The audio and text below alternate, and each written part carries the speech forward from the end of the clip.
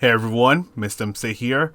This is Guide for round 7 of the 2021 FIA Manufacturer Series taking place at Monza with the Group 4 cars. And as we get started with the lap guide, I just want to give you guys an awesome thank you for the kind words and the well wishes. I'm feeling better now, so let's go ahead and get this lap guide started. And as we're getting ready to navigate through Monza, I want to also note that because we have done this race last year with the same exact settings, I'm going to treat this video more as a recap video. So let's go ahead and bring ourselves towards the left side of the track, and you're going to look for the 150 meter board as you want to brake before you pass it. So you're going to be using all of your braking power right here, braking in a straight line. And as you pass the 50 meter board, start to ease off of the brakes and turn in.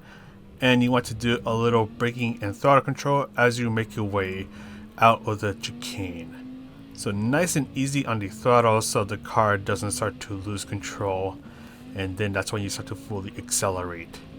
Stay towards the right side of the track and your next braking point just as the wall on the right end. So brake hard for a while once again. And once you pass the 50 meter board, that is when you want to start to ease off of the brakes and turn in. Make sure you have no more than 2 wheels on the yellow curbs, because if 3 or more wheels touch the yellow curbs, then you're going to definitely get an off-track penalty. And you want to try to stay away from getting any sort of penalties, especially off-track penalties, as you'll lose a boatload of time when you have to serve any sort of penalties.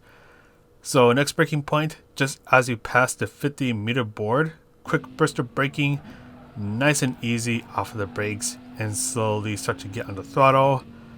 Then look for the 50 meter board, except you're going to brake a bit earlier than usual.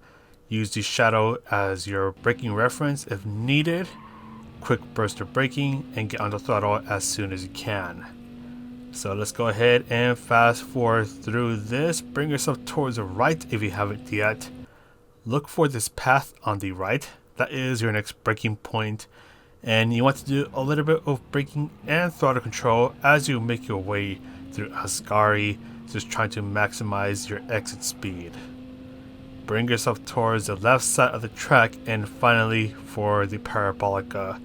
Look for the 100 meter board as that is your final braking point.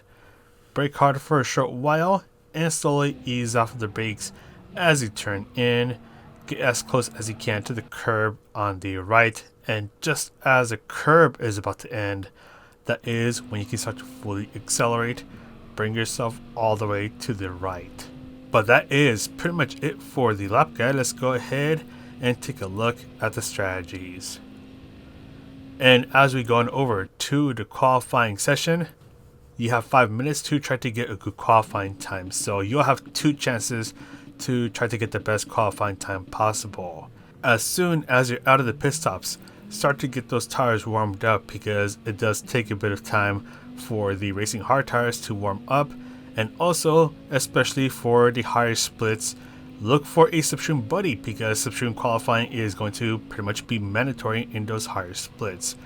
However, just like in any other slipstream qualifying session, slipstream is an extremely double-edged sword, and here at Monza, it's no different.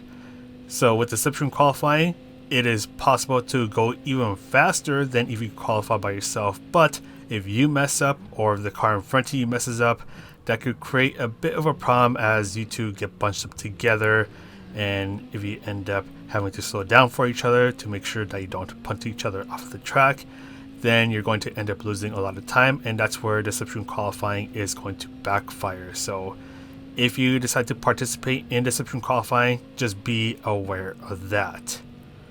And yeah, 2 chances to try to get a good qualifying time, so you want to try to make them count, and please do not get an track penalty, because yeah, those will ruin your qualifying session. But anyways, let's go ahead and take a look at the race strategy. So we are doing 20 laps at Monza with the Group 4 cars.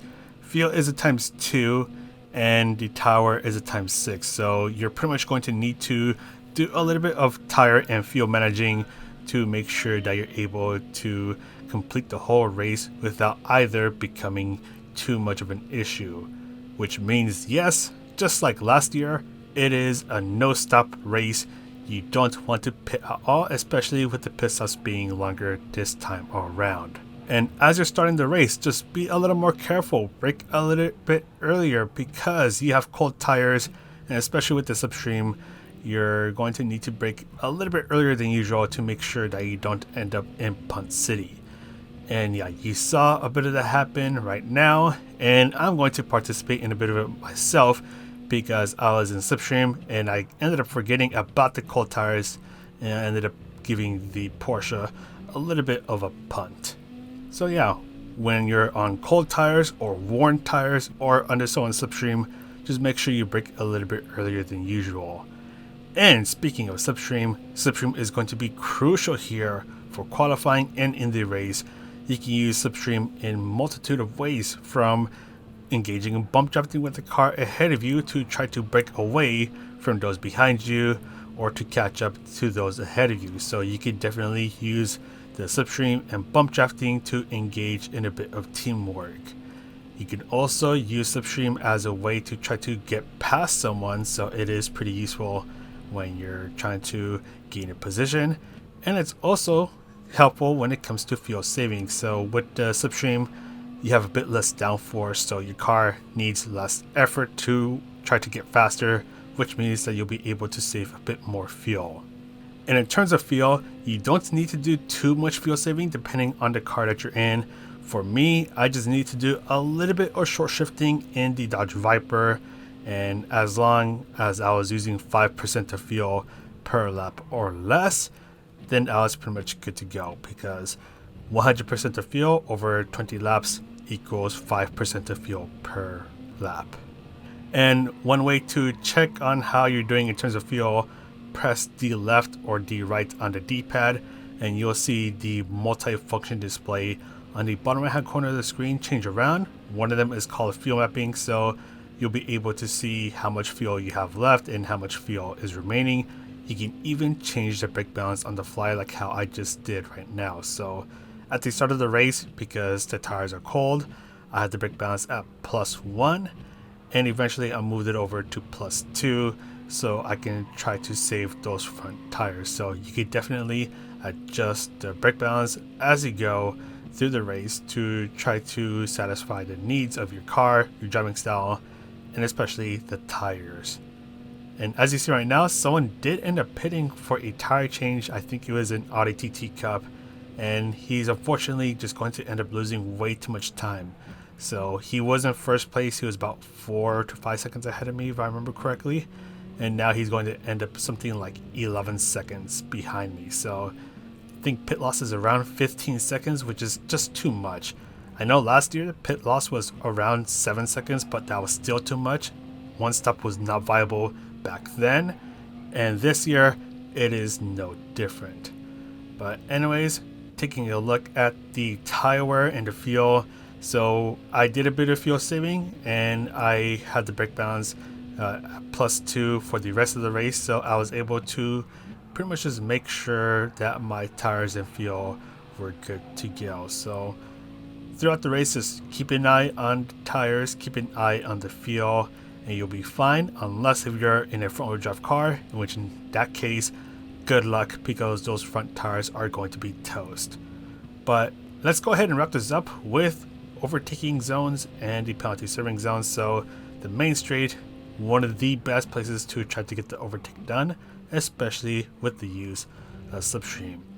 And actually with Monza, there's going to be multiple places where it is possible to try to get it past them, because there's a lot of high-speed sections. So slipstream is going to be pretty big here. You can definitely use that slipstream to either work with other people or to get past other people. But make sure you carefully pick your battles, because if you end up in a really long battle with someone, you're going to be losing a lot of time, which means that you could potentially get left behind by the group of cars ahead of you.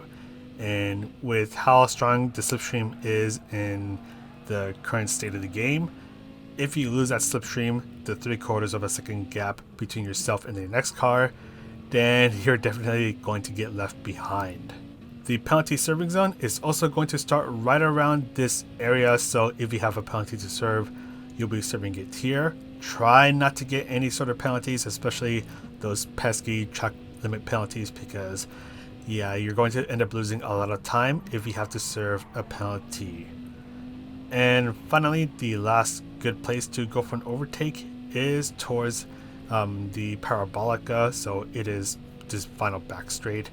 Once again, Monza has a lot of high-speed sections, so there's a lot of opportunities to try to go for a pass. And also, this is a 20-lap race, almost 40 minutes of racing, so you'll have a lot of time to try to get your moves done. And make sure you use the bathroom before the race starts, because this is a 40-minute race, and this is a no-stop race, so you're not going to have any time to do a quick bathroom break in the middle of the race. But anyways, that's all from me. I'm going to go ahead and sign off now. So thank you guys for the awesome support. Thank you to my viewers, whether you're a subscriber or not, channel members, and Playseat for supporting this channel. But that's all from me. This is Mr. MCA, wishing you a good race, and I'll see you in the next video.